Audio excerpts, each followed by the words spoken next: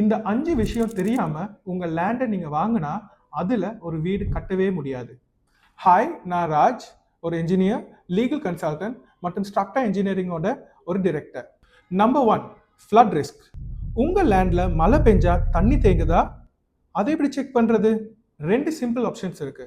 ஒன்று, உங்க லேண்டுக்கு பக்கத்துல யாராச்சும் வீடு கட்டியிருந்தாங்களா அவங்கள்ட்ட போய் கேளுங்க, இந்த லேண்ட் எப்படி, இந்த ஏரியா ஃப்ளட் ஆகுமா, எந்த சீசன்ல ஃப்ளட் ஆகும், எத்தனை அடிக்கு ஃப்ளட் ஆகும்னு. இல்லாட்டி சம்டைம்ஸ் கூகுள் மேப்ஸில் நம்ம பழைய ஃபோட்டோஸ் எடுத்து பார்த்தோம்னா, பாஸ்ட் ஹிஸ்ட்ரி ஃபோட்டோஸ் எடுத்து பார்த்தோம்னா அந்த லேண்ட் ஃப்ளட்டாக இருந்ததுன்னா அதில் சம்டைம்ஸ் காட்டும். ஒரு ஃப்ளட் ரிஸ்க் ஹையான ஏரியாவில் நீங்கள் லேண்ட் வாங்கினீங்கன்னா உங்களுக்கு அதில் வீடு கட்டினா நிறைய சிரமங்கள் உங்களுக்கு இருக்கும். அதனால அந்த லேண்டை கம்ப்ளீட்டாகவே அவாய்ட் பண்ணிடுங்க. பாயிண்ட் நம்பர் 2, சாயில் கண்டிஷனை செக் பண்ணணும். உங்கள் லேண்டில் வீக்கான சாயில் இருந்துச்சுன்னா நீங்கள் அதில் பில்டிங் கட்டும் போது மில்லியன்ஸில் செலவழியணும். ஃபார் எக்ஸாம்பிள், நீங்கள் வத்தல் ஏரியா எடுத்தாலுமே அதில் சில ஏரியாவில் நல்ல சாயில் இருக்குது, சில ஏரியாவில் ரியலி பேட் சாயில் இருக்குது. ரெண்டுக்குமே ஃபவுண்டேஷன் காஸ்டிங் மட்டும் நீங்கள் பார்த்தீங்கன்னா ஒரு 2 ஸ்டோரி ஹவுஸுக்கு கிட்டத்தட்ட இப்போத்த விலையில் 30 to 40 லட்சம் ரூபா மட்டும் டிஃப்ரென்ஸ் இருக்கலாம். உங்கள் லேண்டுக்கு எக்ஸ்ட்ரா 40 லட்ச ரூபா செலவழிக்கிற வர்த்திட்டா நீங்கள் அந்த டிசிஷனை எடுத்துக்கலாம். பாயிண்ட் நம்பர் 3, ரோட் அக்சஸ் மற்றும் யூட்டிலிட்டிஸ் இருக்கான்னு செக் பண்ணிக்கோங்க. நிறைய பேர் லேண்டை பிளாட் பண்ணி விற்கிறாங்க, ஆனால் அதில் நாங்கள் நோட்டீஸ் பண்ணது proper road access, proper drainage, electricity line, water line அதில் இல்லவே இல்லை. தெரியாமல் நிறைய பேர் அதில் லேண்ட் வாங்கி வீடு கட்டும் போது அதுக்கு ரொம்ப கஷ்டப்படுறாங்க.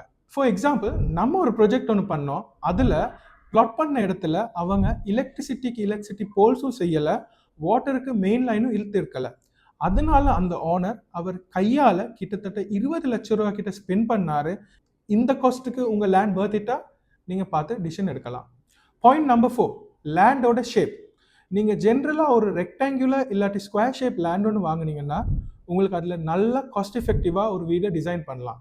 பட் ஆட் ஷேப்ஸில் நீங்கள் ஒரு லேண்ட் ஒன்று வாங்கினீங்கன்னா அதில் கொஞ்சம் காஸ்ட் எஃபெக்டிவாக ப்ராப்பராக ஒரு வீடு கட்டுறதுக்கு கொஞ்சம் ஸ்பெண்ட் பண்ணணும், க்ரியேட்டிவிட்டி யூஸ் பண்ணணும்.